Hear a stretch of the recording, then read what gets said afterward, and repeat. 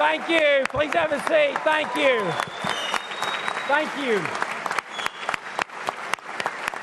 Thank you. Thank you so much. Please have a seat. Thank you.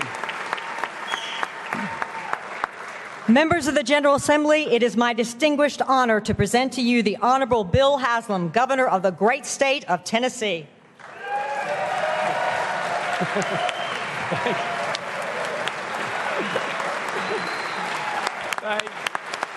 Thank you. Thank you. All right. Thanks so much. Speaker Harwell, Lieutenant Governor McNally, happy birthday, Randy. Speakers Pro Tem Tracy and Johnson, members of the 110th General Assembly, justices, constitutional officers, General Slattery, commissioners, friends, guests, fellow Tennesseans, and for the 7th year in a row, the woman voted best First Lady in the land, Chrissy.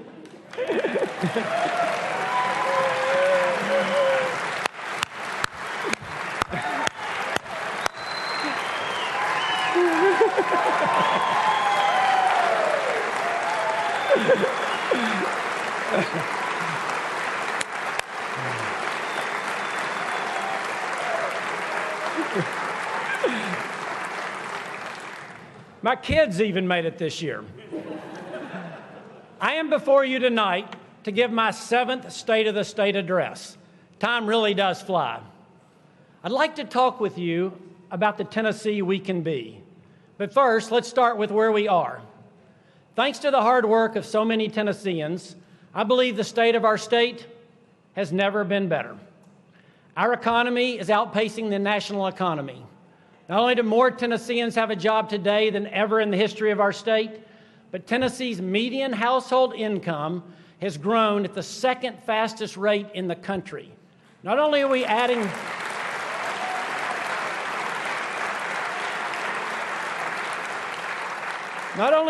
jobs, we're adding good-paying jobs. On education, there is no state in the U.S. that is demanding the spotlight like Tennessee. It is worth repeating.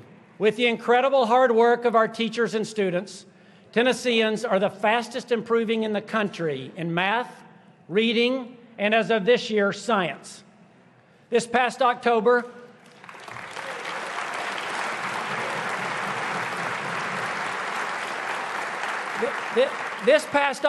we received the science scores from the nation's report card. And besides being the fastest improving, we narrowed the gaps between African American, Latino, and white students. We also completely eliminated the gap between male and female students.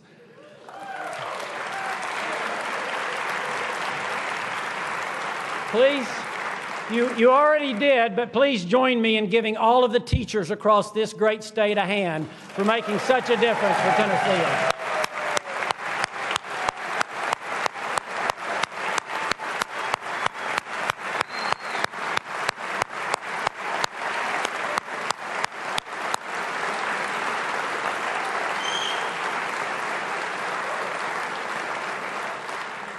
In higher education, while the rest of the country struggles with increasing tuition, over the last 2 years, Tennessee's colleges and universities have seen the lowest growth in tuition and fees since the 1970s.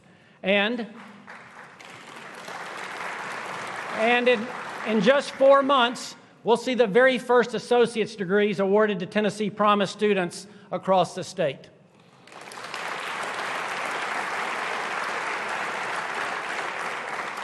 For only the 2nd time in our state's history, we have a AAA credit rating from all 3 agencies. Even before the tax cuts that I'm recommending in this year's budget, Tennesseans pay the lowest amount of tax as a percentage of their income of any of the 50 states.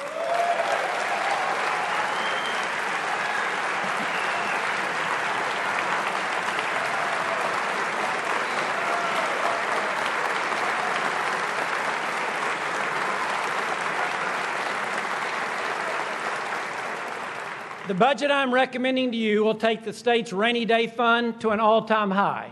In addition, we are still the state with the lowest debt per capita in the country. Last year, Last year was the first year in Tennessee recorded history that we did not take on any new debt. This budget will recommend that this be the second year in Tennessee's recorded history that we won't take on any new debt. You know, with all of that, we have still managed to create a surplus in Tennessee. I want to be clear, surpluses are a good thing. A combination of conservative estimates, strong growth, and having the discipline to not spend a budget. Many of our fellow states who are in deficit positions would love to trade places with us. 25 of the 50 states saw revenue come in below projections last year. Since there's been so much discussion and speculation about the surplus, I'd like to spend a little time tonight talking about that, beginning with just how much is it? It's important for all of us to draw a clear line of distinction between recurring revenue and non-recurring revenue.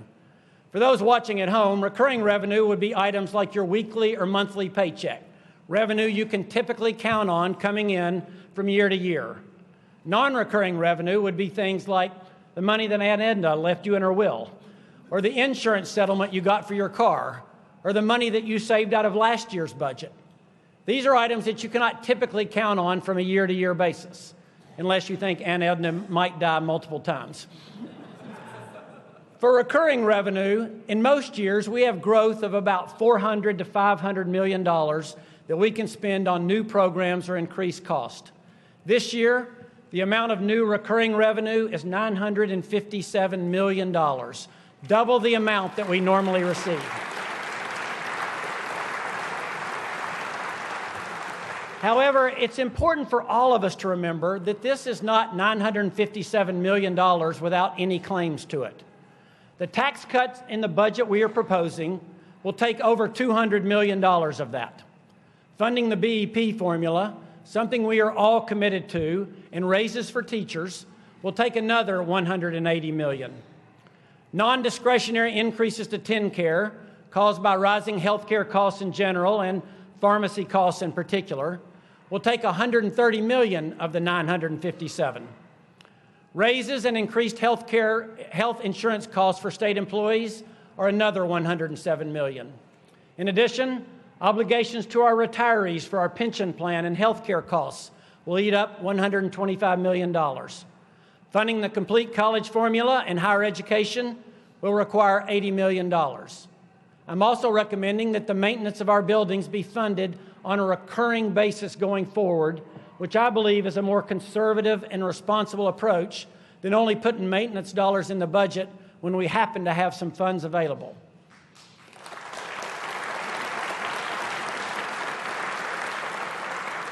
As you can see, many of the items I listed are non-discretionary. We don't have much choice to it. But as you can also see, there are some discretionary funds in that list. We don't have to give raises to our teachers or to our employees.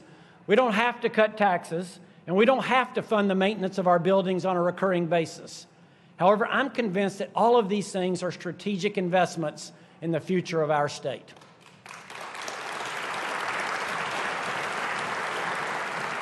Just those 7 items make up $900 million of the recommended spending for the $957 million of the new recurring revenue that we have for this year.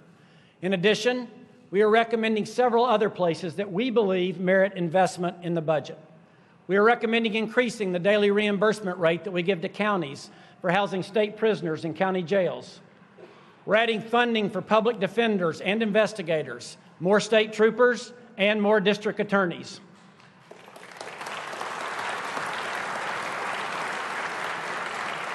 It is also both smart and just to increase the amount of reimbursement we pay to some of the providers that take care of our most vulnerable citizens through the Department of Children's Services. We're also opening up more places in the Choices program for those we serve in the intellectual and developmental disability communities. And unfortunately, as drug use and opioid addiction plague our state, we're expanding substance abuse and crisis intervention treatment services and supports.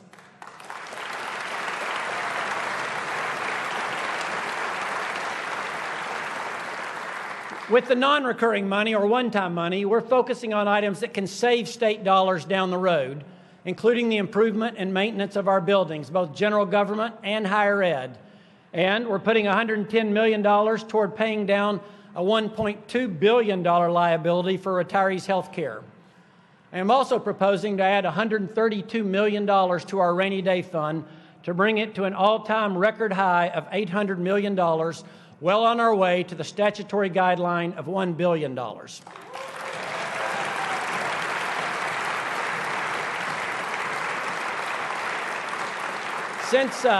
Since we've been talking about the surplus, I guess we should go ahead and talk about our transportation needs, since it's hard to talk about one without the other. At its core, transportation and infrastructure are some of the most basic needs provided by state government. And a safe and reliable network is vital to the Tennessee we can be. While there are some functions that people can perform for themselves without the government, no one can build a network of roads and bridges on their own. In Tennessee, we last addressed how to fund our roads back in the late 80s. Since that time, when the rate was raised to 21 cents per gallon of gasoline, the value of that 21 cents has fallen to 11 cents. So if you're wondering, well, how can that happen? The answers are fairly easy. The gas tax is the one form of revenue that does not have inflation built into it. Because it's charged on a cents per gallon basis instead of a percentage of the sale rate, inflation doesn't change the number. Secondly, improved mileage for vehicles has been great for the economy, great for the environment, and great for consumers' pocketbooks. However, it has also meant that everyone drives on our roads for a lot less of the cost than they did back in 1989. With the Improve Act, we're proposing to increase the gas tax 7 cents and the diesel tax 12 cents per gallon. And all new revenue goes only to address our transportation needs.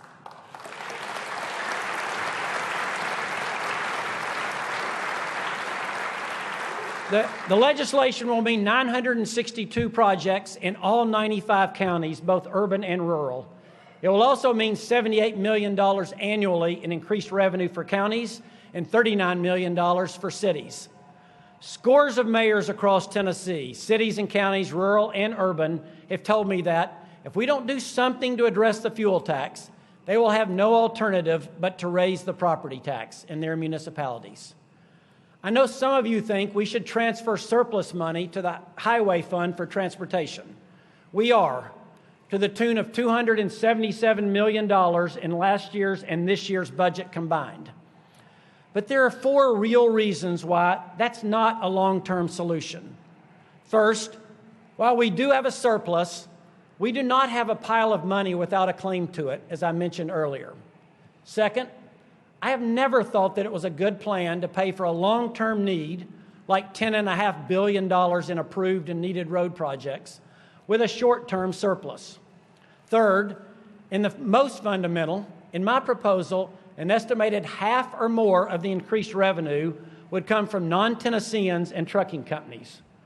I don't know why we would take general fund dollars, which are mostly collected from Tennesseans for Tennesseans, and use that to subsidize our roads, which are paid for by a broad mix of in-state and out-of-state users. Finally, paying money out of our surplus would continue to leave our cities and counties with an inadequate source of revenue for taking care of our neighborhoods and local roads. I know that some of you have said that you're never going to hit the green button for any kind of tax increase. I understand. I would rather not address this either. To be honest, I would rather be known as the governor who worked with you to cut $500 million in taxes, brought our debt to record low levels, and introduced the Tennessee Promise. But imagine with me for a second what kind of Tennessee we would be if 2 different governors and 2 different General Assemblies did not have the foresight to address our needs back in the 80s. Without them, many of the roads that we now take for granted and hundreds of thousands of jobs would not be here. Earlier, I mentioned that Tennessee has the lowest taxes in the nation as a percentage of personal income. If the Improve Act goes into law, we would still have the lowest taxes in the nation.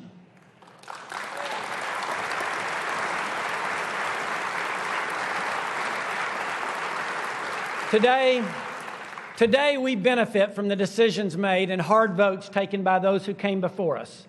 And I am hoping we can make the same commitment to our children and grandchildren to deliver the infrastructure they need to pursue economic opportunity and high-quality lives. I have also heard many of you say that any movement in the gas tax would have to be accompanied by relative revenue neutrality. If you believe that, I would argue that there will rarely be as good a chance for us to do that as we have before us right now. The IMPROVE Act includes tax cuts targeted toward the F&E taxes of our manufacturers. While we take great pride in paying the lowest amount of tax as a percentage of income in the country as individuals, unfortunately, that's not true for our business taxes. We are the third highest in the country in business taxes as a percentage of income and as a percentage of our budget. This tax cut of $113 million annually makes Tennessee more competitive as we recruit jobs to locate or expand here in state. Some of you may ask, well, why are we targeting manufacturers with this tax cut? Because they are the firms that, in addition to their own jobs, bring a long trail of supplier jobs with them. The average manufacturing job creates an additional 3 jobs out of their supplier ranks. Just this morning, I had a conversation with a major manufacturer who is looking to locate in one of our rural areas in Tennessee. The good news is that we are one of 2 finalists for the location. The challenging news is that they think they will pay more business tax if they locate in Tennessee, and they are weighing their decision right now. I wish I could say that's the only conversation like that I've had, but that's at least the 5th time that has come up in a recruitment conversation in the last 4 months. I am confident this tax cut will mean more jobs for Tennesseans in the future.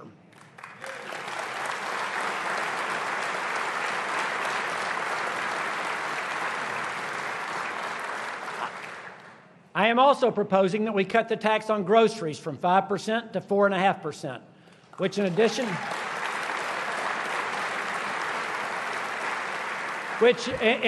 to the 0.5% we cut several years ago would mean a full percentage cut in the grocery tax since 2012. This new cut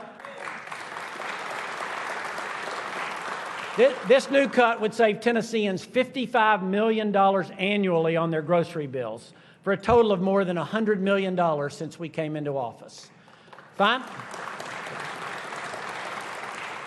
Finally, I'm proposing funding the cuts in the Hall income tax. As you all know, the Hall is statutorily required to be eliminated by 2022. But it's one thing to eliminate a tax in a bill. It's an entirely different thing to actually take that revenue out of the budget. The IMPROVE Act accelerates that while we have funds in the budget to address this. Those cuts will mean an additional $102 million in tax cuts during this General Assembly. In total, if this is approved, the General Assembly and this governor will have cut $540 million in annual taxes out of the budget since 2011.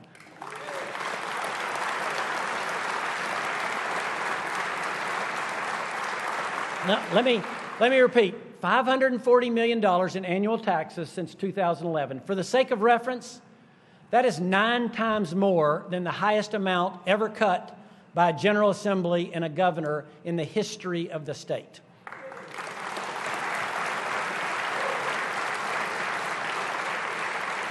With the approval of the base reductions in this budget, we will have cut $550 million in ongoing expenses from the state budget over the last 7 years. We've reduced the cost of government, and we're returning those dollars in tax cuts. You know, ensuring the future health of our state is not just about roads and bridges. More than half of our counties have an economic status of either at risk or distressed. But our rural areas have assets that we can capitalize on. We are already making progress in this effort. Last year, 40% of the new job commitments from our Department of Economic and Community Development occurred in rural areas. In this budget, we are proposing including $21 million in recommendations from our Rural Task Force as Tennessee moves ahead. We want to make certain that every part of our state is included. But one of the best things I think we can do for those areas is increase their access to broadband internet. Last week, I introduced the second piece of our next Tennessee legislative agenda, the Tennessee Broadband Accessibility Act. You know, we've talked about infrastructure with regards to transportation, but having the right infrastructure to handle Tennessee's potential growth also means talking about access to broadband. More than 800,000 Tennesseans don't have that access. 1 in 3 businesses identified it as essential to selecting their location. Allowing Tennessee's private, nonprofit electric co-ops to provide retail broadband service and investing $15 million in grants and tax credits annually will help spur deployment in rural, unserved areas, opening them up to economic investment and job growth. Of course, accessibility without adoption doesn't accomplish very much, so we're also focusing on digital literacy so interested Tennesseans can maximize the benefits of broadband. You know, we live in a world where if you have a strong internet connection, you can just about work from anywhere. If we're serious about putting our rural counties on a level playing field, then opening up broadband access is one of the largest steps forward we can take.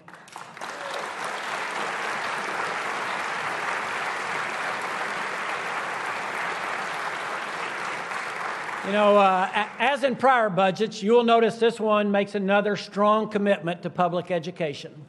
Last year, we had the largest funding increase for public education without a tax increase in the history of the state. This year, we're proposing one of the largest funding increases in Tennessee history, while at the same time cutting $270 million in taxes. We're fully funding the basic education program, including $22 million in additional dollars to help schools serve high-need students, and $15 million for career and technical education equipment. $100 million is included for teacher salaries, bringing the 3-year total since fiscal year 16 to more than $300 million new dollars for teacher salaries, and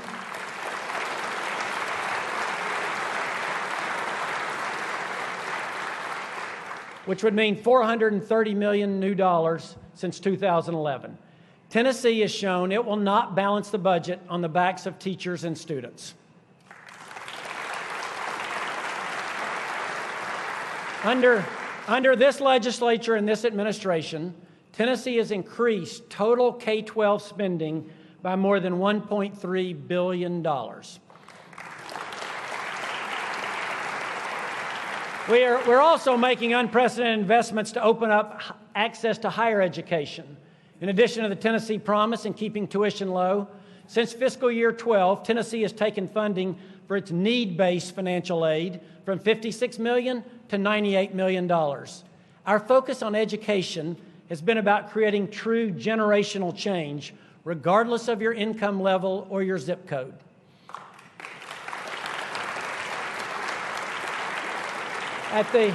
At the end of the day, there is no higher potential for providing more opportunity for our citizens than increasing access to high-quality education. And the whole point is we're doing it by maintaining discipline and responsibility of the taxpayer, keeping taxes and debt low, and saving for when the economy ultimately slows. With that in mind, we introduced the Tennessee Promise 3 years ago in this speech.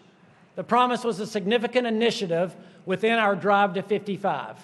Every day we're seeing this is not an abstract goal. It is a goal that is connecting and resonating with Tennesseans. Back in 2014, when we were discussing the Tennessee Promise legislation, there were 2 questions that always came up. First, can these students, many of whom are first-generation college students, succeed? Second, well, what about the adult Tennesseans who graduate high school and either never went or never finished college? While it's still early in the Tennessee Promise story, the results so far are incredibly encouraging. Since the program started, more than 33,000 students have enrolled in college as a result of Tennessee Promise.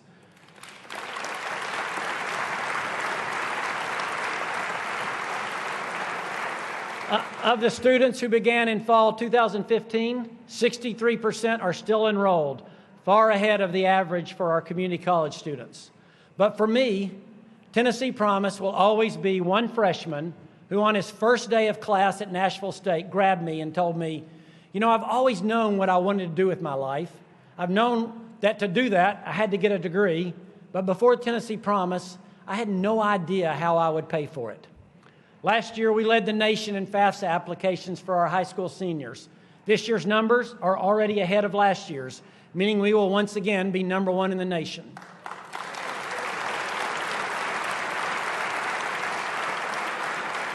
Just as encouraging as the volunteer spirit, we now have 9,000 Tennessee adults who are volunteer mentors to high school students. And those high school students have provided over 1 million hours of community service. And critically, at a time when the rest of the nation is wondering what to do about student loans, Tennessee has seen a 17% decrease in the number of students taking out loans.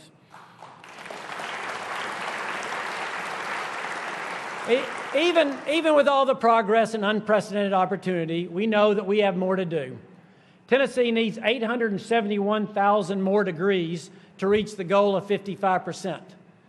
Mathematically, there is no way to reach our goal just by serving our high school students. As many of you have specifically discussed with me in the last 3 years, we have to do more for adults in Tennessee. We need to reach the working mother that went to college but didn't complete, or the son with sons of his own who, like his dad, never went to college but knows that he needs to upgrade his skills. Adults currently can attend a TCAT tuition-free. And as you know, we were the first state in the nation to offer a program like the Tennessee Promise. Tonight, I'm introducing the next step in making certain that everyone in Tennessee has the opportunity to earn their degree. I'm proposing that Tennessee become the first state in the nation to offer all adults access to community college free of tuition and fees.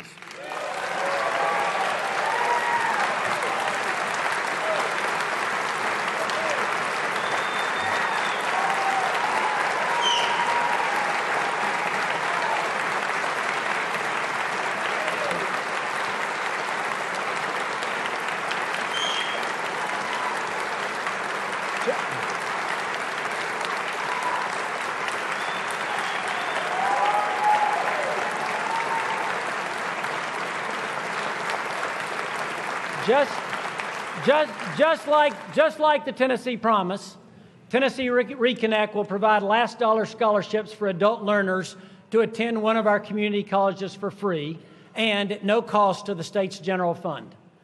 With the Reconnect Act, Tennessee would be the first in the nation to offer all citizens, high school students and adults, access to a degree or certificate free of tuition and fees. No caps, no first come, first served, all.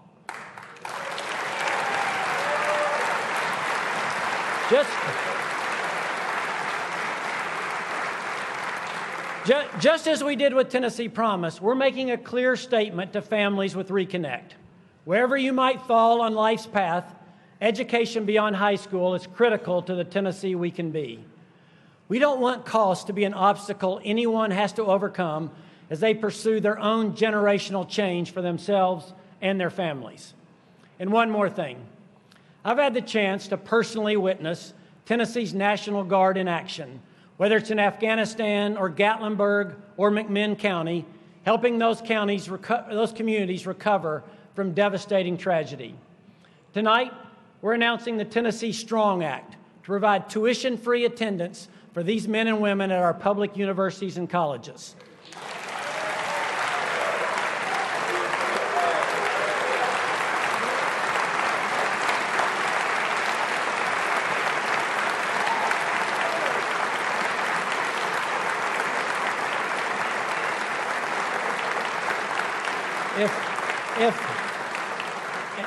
If we can help our soldiers and airmen who protect us at home and abroad, I know you agree we should do that. Some of you may be wondering, why spend so much time and energy on education and higher education in particular? I know firsthand what a college degree can mean to someone, specifically someone who is the first in their family to go to college. My dad, who is here tonight, you might have heard him, was the first in his family to attend college and get his degree. The trajectory of his life and mine was changed forever. And I'm betting that I'm not alone in that many of you in this room were the first person in your family to attend college, or your parents were the first. The Tennessee that we can be provides not only access to opportunity, but the tools to be successful. Good roads that take you to good jobs, broadband access to conduct and grow your business anywhere in Tennessee at the speed of the 21st century, a high-quality education system that educates all. We can do that in Tennessee.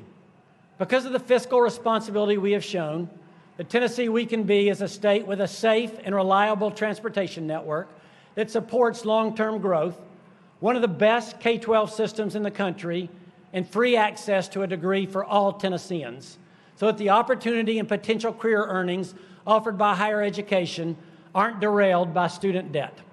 And we can still be the state with the lowest taxes and the lowest debt.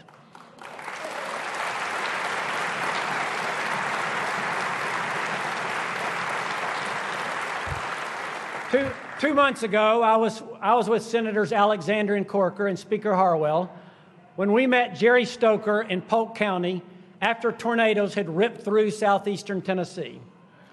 Life had already thrown some challenges her way, and the storm had delivered her another. Her daughter and son-in-law, who lived next door to her, had just been killed in the storm. After chatting for a while and not at all intimidated by having a governor, 2 senators, and a speaker on her front porch, she turned to us and said, "All right, you folks go on back to Washington and Nashville, and you do what you're called to do. I'll take care of things here."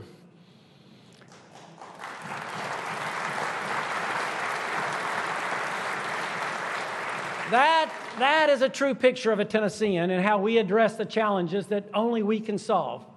That was the end, if you remember, of one of the tougher weeks in the history of our state.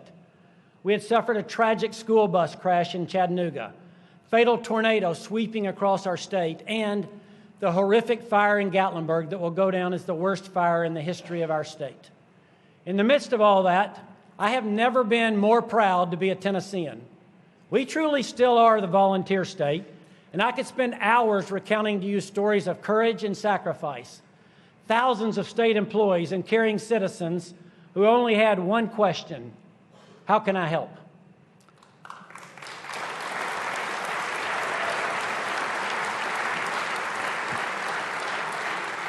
That's who we are. That's the Tennessee we can be. May God bless you, and may God continue to bless the greatest state in the land of the free.